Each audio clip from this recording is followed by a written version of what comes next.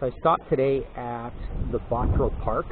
It's on my usual ride when I want to go out for a day ride just to get away and see the sights.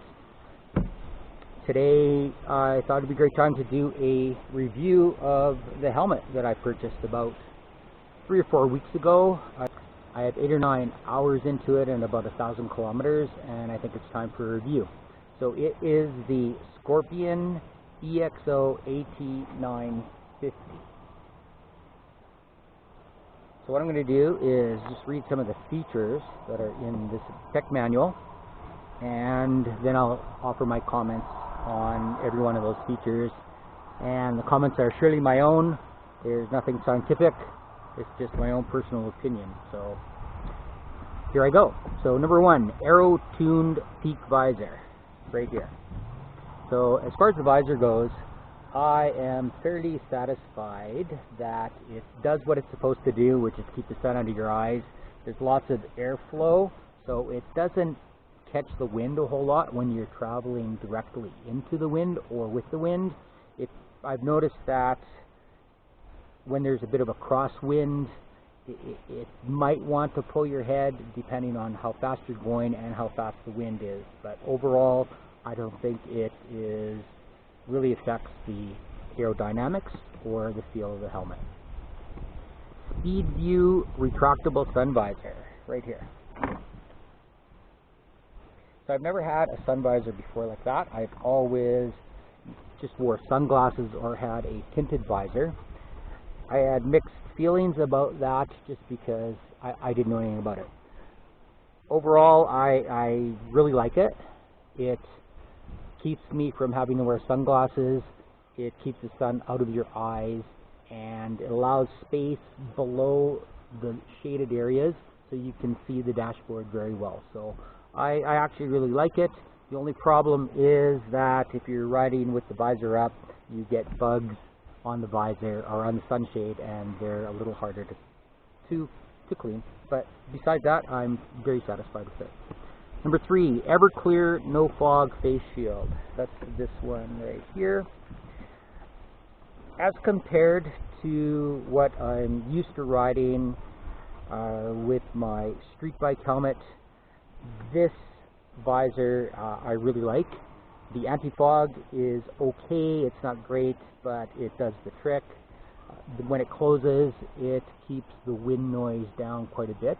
So as compared to what I was used to, a lot of wind noise, this one closes fairly tight, and I'm rather happy with it. I know by experience in heavy downpour rain, it keeps the rain out, and that in my books is 100%. Quick Wick washable antimicrobial comfort liner. Inside, the liner does come out. As far as fit of the helmet, this I generally, in all the other helmets I've selected, I've taken a size large. This one is an extra large, and it's surely by fit. The fit around the head fits my head shape, and it's really comfortable. The only problem I had with it at all, the seam on the liner itself, the thread was right on the tips of my ears, and I had to kind of cut that out so it didn't poke and bother me. But besides that, it's very comfortable, and there's a lot of room in there, and it fits just right. As far as the cheeks, they fit really well as well. Not uncomfortable, and allows a lot of airflow in there. Number 5, quick fit cheek pads. Just like I said, they do come out. They were easy to install my in-helmet intercom system.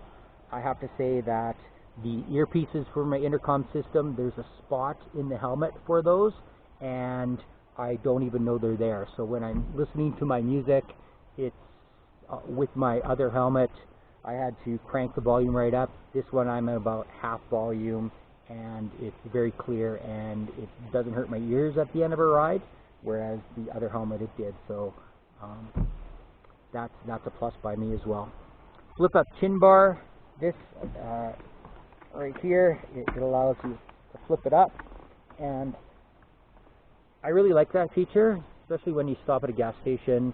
You can flip up the chin bar, and it allows you to get some air and you can see what you're doing without having to really take off your helmet. So I really like that piece and that feature as well. Aero-tuned ventilation system. Well, aero-tuned, not sure, but there is a bit of an ventilation system. The only vent is on the front, either it's up or down. Doesn't really allow a lot of airflow in. The other one is on top, one button, click, and it the air goes through there. It just adds noise. It really doesn't do anything to add airflow.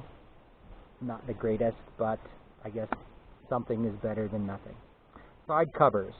So this also has side covers, so if you are doing a lot of highway riding and you do not want this peak visor, the visor does come off.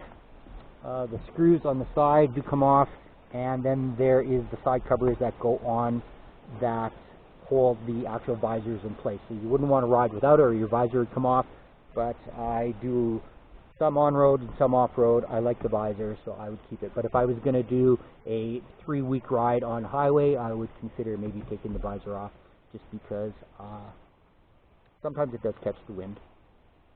Okay, putting it all together, comfort, out of a 5, I would give it a 4. Very comfortable as compared to what I'm used to, and I've had it on for several hours at a time. No problem. Ears do not get pushed down, so that is positive. And just the overall feel of the padding inside doesn't press in the wrong places, so I'm happy with that. Visibility, I like the visibility option of a off-road helmet as a motocross helmet, and this offers the same type of visibility as that motocross helmet, so I really like it. With the visor, sun visor down, protects you from the sun, but you can still see your dashboard, so I'm happy with that. The the visor itself, the face shield, closes real good, allows for minimal wind noise, so I'm very happy with that as well. So I will give that 4 out of 5 as well. Weight. It's a little bulky, but it's not heavy. I don't know how to explain that. It feels light, but not heavy on when you're wearing it all day. It isn't something that I'm too worried about because it's very comfortable, and I've never really had an issue with a helmet being too heavy or not. So I'm very happy with that as well. So I would give it a 5 out of 5 for that. Overall design, it's a basic motorcycle helmet. I really can't say much more than that. The only other option is that for my intercom system, the clip connects up very well and the cords hide and tuck away real well, and it doesn't bother me when I'm not using, when I don't have my intercom on, so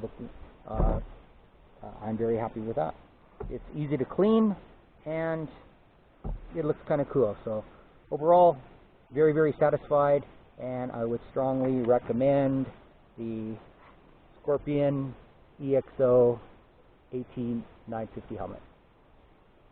Excellent. Well, thank you very much, and we'll see you next time.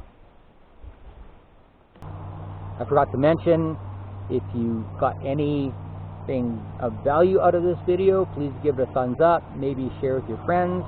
If you're considering this helmet, I would certainly recommend it. If not, that's fine too. It all depends what you like. So if there's something that I'm missing or you might have extra questions, feel free to leave a comment and I will certainly get back to you. Thanks. I stopped on the road after I did the review because I realized I didn't tell you how much the helmet cost. I picked it up at a dealership in Calgary for $399 Canadian, which in my mind is a very good value because modular helmets like that generally can run you around $1,000. So for the features, the comfort, the fit, I'm really satisfied with that price. Great, thanks.